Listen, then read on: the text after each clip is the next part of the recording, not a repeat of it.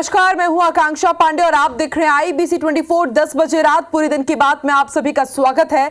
तो रात 10 बजे तक देश और दुनिया की तमाम बड़ी खबरों का पूरा अपडेट आपको इस एक बुलेटिन में मिलेगा। ये बुलेटिन की सबसे पहले शुरुआत करते हैं, बात करेंगे चौथे चरण के घमासान की। तो मध्य प्रदेश में आज चौथे और आखिरी चरण के लिए मतदान हुआ।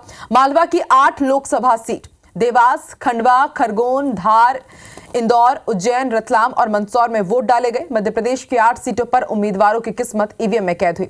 देवास में महेंद्र सिंह सोलंकी बनाम राजेंद्र मालवीय चुनावी मैदान पर हैं।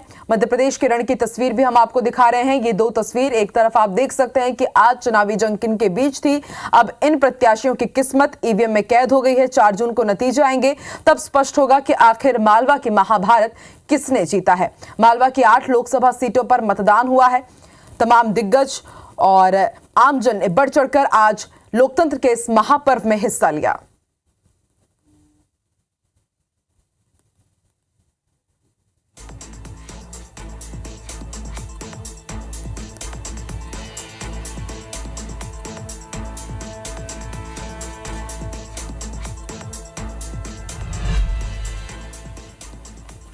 और ये 8 तस्वीरें हम आपको दिखा रहे हैं। दिग्गजों ने मतदान किया है। सीएम डॉक्टर मोहन यादव उज्जैन पहुंचे अपने गृह जिले और वहां पर उन्होंने मतदान किया। खरगोन की तस्वीर आप देख रहे हैं, यहां पर कैबिनेट मंत्री कैलाश विजयवर्गीय पहुंचे और उन्होंने भी सपरिवार मतदान किया। इंदौर में तुलसीराम सिलावट जो कि जल संसाधन मंत्री हैं, वो अपने परिवार के साथ पहुंचे, उन्होंने भी वोट डाला।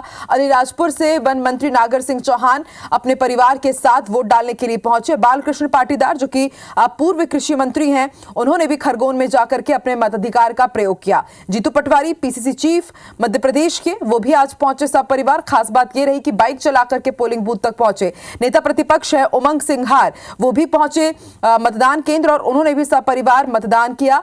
बड़वानी की तस्वीर आप देख रहे हैं, राज्यसभा सांसद है सुमेर सिंह सोलंकी, उन्होंने भी मताधिकार का प्रयोग किया।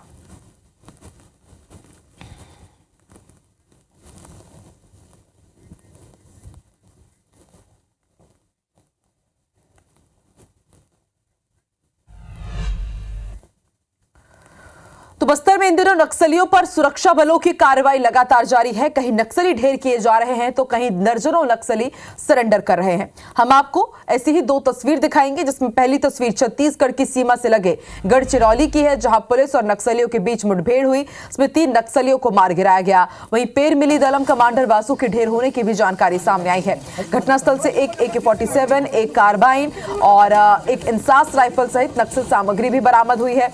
पूरा मामला गढ़चिरौली जिले के गट्टा थाना क्षेत्र का है। वहीं दूसरी तस्वीर बीजापुर जिले के पीड़िया के जंगलों की है, जहां पुलिस ने 14 नक्सलियों को गिरफ्तार किया है। इनमें कई इनामी नक्सली भी शामिल हैं। मौके से विस्फोटक नक्सल सामग्री भी बरामद की गई। DRG बीजापुर और गंगालूर थाने की टीम ने कार्रवाई की।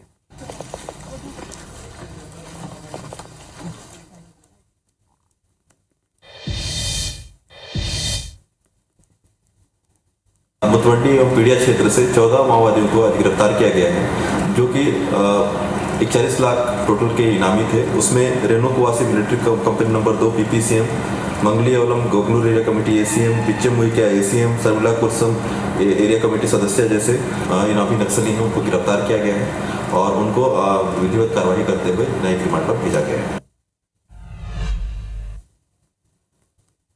पीड़िया मुठभेड़ को फर्जी बता रहे लोग नक्सलियों के नेगेटिव प्रोपेगेंडा को हवा दे रहे हैं। बीजापुर SP जितेंद्र यादव ने दावा किया है कि पीड़िया नक्सलियों का गढ़ था, यहां हथियार तैयार किए जाते थे। बता दें कि 10 मई को बीजापुर जिले के पीड़िया में मुठभेड़ हुई थी, जिनमें 12 लोगों की मौत हुई थी और वो सभी नक्सल संगठन से जुड़े हुए थे। पुलिस ने दावा किया था कि 12 नक्सलियों को ढेर किया गया है। इनकी पहचान और अब तक का इतिहास भी पुलिस ने दिया था, जिसके बाद ग्राउंड जीरो पर पहुंचकर मीडिया की टीम ने भी हकीकत जानने की कोशिश की थी।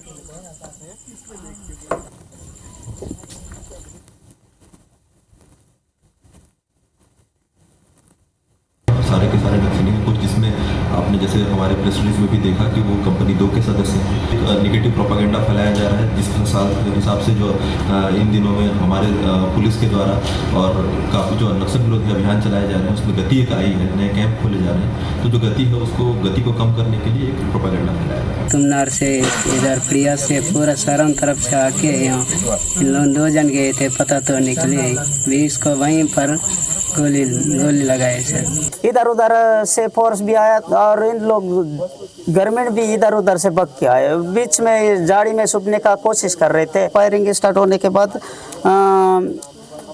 12 गवर्नमेंट वहीं पर मौत हो गया, मतलब फायरिंग कारतूस लगने के बाद।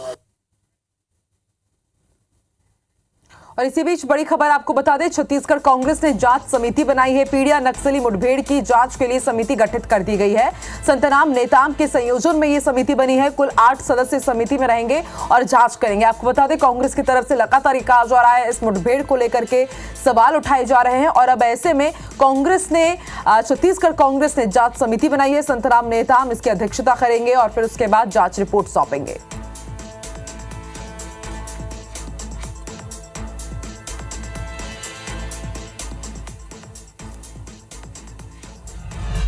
छत्तीसगढ़ में स्वामी आत्मानंद स्कूलों को पीएम श्री योजना में शामिल करने के फैसले से बवाल मचा हुआ है। कांग्रेस इस फैसले के विरोध में है।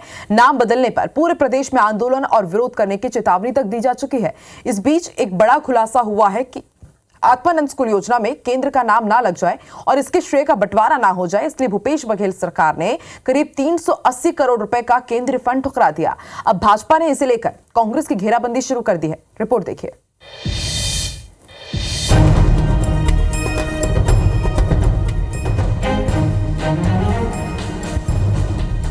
छत्तीसगढ़ में पीएम श्री योजना के तहत अक्टूबर 2022 में स्कूलों का चयन शुरू हुआ। केंद्रीय मापदंड के आधार पर चयनित प्राथमिक स्कूलों को 30 लाख और हायर सेकेंडरी स्कूलों के लिए 2 करोड़ का फंड मिलता। इससे स्कूल का इंफ्रास्ट्रक्चर सुधरता, लैब और लाइब्रेरी अपग्रेड होती, आईटी आर्टिफिशियल इंटेलिजेंस जैसी नई ट्रेंड की पढ़ाई शुरू होती। लेकिन केंद्र सरकार के मापदंड पर फिट बैठने वाले अधिकांश हाई और higher secondary school Swami Atmanand school बन गए थे। इनके नाम पर 2 करोड़ का फंड लिया जाता तो स्वामी आत्मानंद स्कूल के आगे पीएम श्री शब्द जुड़ जाता। ऐसे में तत्कालीन भूपेश बघेल सरकार की फ्लैगशिप योजना में श्रेय का बंटवारा हो जाता। लेकिन कांग्रेस सरकार ने आत्मानंद स्कूलों को पीएम श्री योजना से ही बाहर कर दिया। अब भाजपा इसे प्रदेश की नई पीढ़ी के भविष्य के साथ खिलवाड़ करने वाला घिनौना कृत्य बता रही है। हमारे छत्तीसगढ़ के बच्चों को अच्छी शिक्षा मिले, उससे भी वंचित करने का पाप जो है ये भूपेश बघेल की सरकार ने किया, केवल इसलिए कि उन विद्यालयों में पीएम श्री लिखा जाता। केंद्र सरकार की योजनाओं का 100% लाभ छत्तीसगढ़ के लोगों को मिले, ये हम सुनिश्चित करेंगे। तत्कालीन कांग्रेस सरकार के इस फैसले से प्रदेश की स्कूली शिक्षा पर कितनी बड़ी चोट पहुंची, इसे ऐसे समझिए।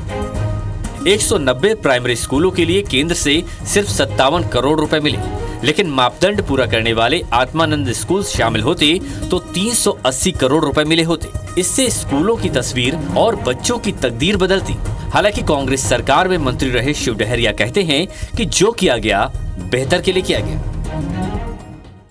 भारतीय जनता पार्टी की सरकार है। हमारे जो स्वामी आत्मानंद विद्यालय है, आपने देखा होगा, इसका परफॉर्मेंस पूरे प्रदेश में अच्छा रहा। मेरिट में आने वाले बच्चे अधिकांश हमारे स्वामी आत्मानंद स्कूल के हैं। इससे दिखता है कि इसमें हम लोगों ने जो काम किया है, बेहतर काम किया है। अब जो काम करने का है, इन लोग कुछ करके दिखाए। साल 2023 की दूसरी लिस्ट में भी तत्कालीन कांग्रेस सरकार की ओर से प्राइमरी स्कूल का ही नाम बढ़ाया गया, क्योंकि मापदंड पूरा करने वाले हाई स्कूल आत्मानंद स्कूल बन चुके थे और आत्मानंद के नाम पर सरकार को फंड मंजूर नहीं था। लेकिन केंद्र ने ही ये कहते हुए प्राइमरी स्कूलों के लिए फंड रोक दिया कि जब हाई स्कूल के नाम पर 2 करोड़ का फंड मिल सकता है तो प्राइमरी स्कूल के नाम पर सिर्फ 30 लाख का फंड लेकर कोटा क्यों बर्बाद किया जा रहा है।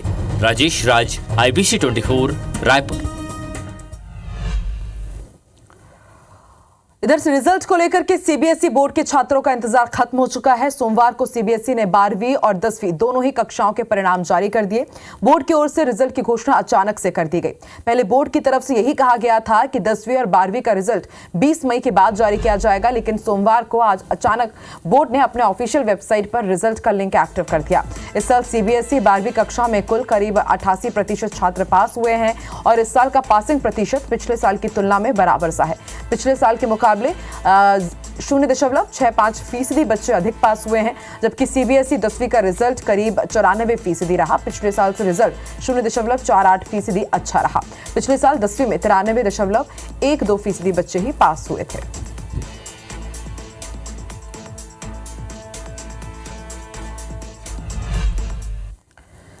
तो आज सीबीएसई की तरफ से 10वीं और 12वीं के रिजल्ट घोषित कर दिए गए। इसमें छत्तीसगढ़ के भिलाई डीपीएस की स्टूडेंट श्रुति अग्रवाल ने 12वीं में 98.42% हासिल किए हैं और पहला स्थान प्राप्त किया। बायोलॉजी की स्टूडेंट श्रुति ने केमिस्ट्री और होम साइंस में 100 आउट ऑफ 100 अचीव किए हैं। श्रुति ने IBC 24 से खास बातचीत में बताया कि रोजाना वो 12 घंटे पढ़ाई करती थी, मोबाइल से दूर रहती थी। उनका मानना है कि मेहनत का कोई ऑप्शन नहीं है और अगर टाइम मैनेजमेंट के साथ पढ़ाई की जाए तो सफलता जरूर मिलेगी।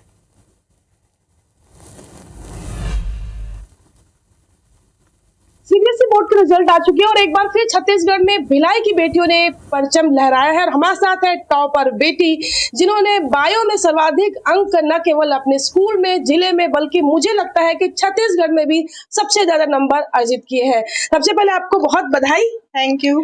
श्रुति, आप किस जो आपकी उम्मीद से बढ़कर नंबर मिले हैं या आपने इतनी मेहनत ही की थी?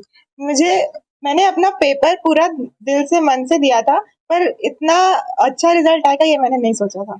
क्योंकि सीबीएसई में कहा जाता है कि एनसीईआरटी किताबों पे ज्यादा फोकस होता है, तो आपने अपनी पढ़ाई की स्ट्रेटेजी क्या रखी थी? एनसीईआरटी, सिर्फ और सिर्फ एनसीईआरटी। स्कूल में कैसी स्ट्रेटेजी रही है आप लोगों की पढ़ाई की, चूंकि आप बायो स्टूडेंट हो और लोग यहाँ पे JEI की ओर भागते हैं, तो आपने बायो, जाहिर सी बात है कि डॉक्टर बनने का सपना है, तो कुछ कहानी, क्योंकि बायो आजकल लोग कम लेते हैं बायो। मुझे डॉक्टर तो मेरे को बहुत मन था डॉक्टर बनने का, डॉक्टर बन के लोगों की जान बचानी है, उनकी मदद करनी है। श्रुति के पापा शैलेंद्र भिलाई इस्पात संयंत्र में जनरल मैनेजर है और सर आप इंजीनियर। हाँ, और बेटी अब डॉक्टर बनने जा रही है। मेरी बड़ी बेटी इंजीनियर है, वो कंप्यूटर साइंस में सीनियर सॉफ्टवेयर इंजीनियर है हैदराबाद में, और छोटी बेटी को अगर डॉक्टर बनना था तो हमने उसे उसी में इनकरेज किया है। बिल्कुल, बेटियां नाम बढ़ा रही हैं, ऊंची उड़ान उड़ रही है और हमारे भिलाई में भी बेटियां किसी से कम नहीं है। हर बार की तरह इस बार भी सीबीएसई के बोर्ड रिजल्ट में हमारे भिलाई की बेटियों ने परचम लहराया है और आगे भी ऐसी ऊंची उड़ान श्रुति की होगी। कोमल धनेसर, IBC 24 भिलाई। मंत्री लखनलाल देवांगर ने श्रमिकों के टॉपर बच्चों से बात की। 10वीं और 12वीं में टॉप करने वाले बच्चों को फोन कर मंत्री ने बधाई दी। इसके साथ ही उन्होंने 2 लाख रुपए देने की बात कही। आचार संहिता खत्म होने के बाद उन्होंने कहा कि उन्हें चेक भेंट किया जाएगा। इस साल CG बोर्ड में श्रमिकों के 10 बच्चों ने टॉप 10 में जगह बनाई है। सभी को सम्मानित कर चेक सौंपा जाएगा। हमारे श्रम विभाग के जो श्रमिक के बच्चे हैं, जो पंजीकृत हैं, उन बच्चों में से 10 लोग अपने टॉप 10 किए हुए हैं। उन 10 बच्चों को 1 लाख रुपया उनको आगे की पढ़ाई के लिए दी जाएगी और 1 लाख रुपया उनको 2 पहिया वाहन खरीदने के लिए दिया जाएगा। कुल मिला के 2 लाख रुपया उनको मिलेगा श्रम विभाग के माध्यम से। और 10 बजे रात पूरी दिन की बात में फिलहाल इतना ही। आगे देखिए देश और दुनिया की तमाम बड़ी खबरें फास्ट अंदाज में छाया चौधरी के साथ। नमस्कार।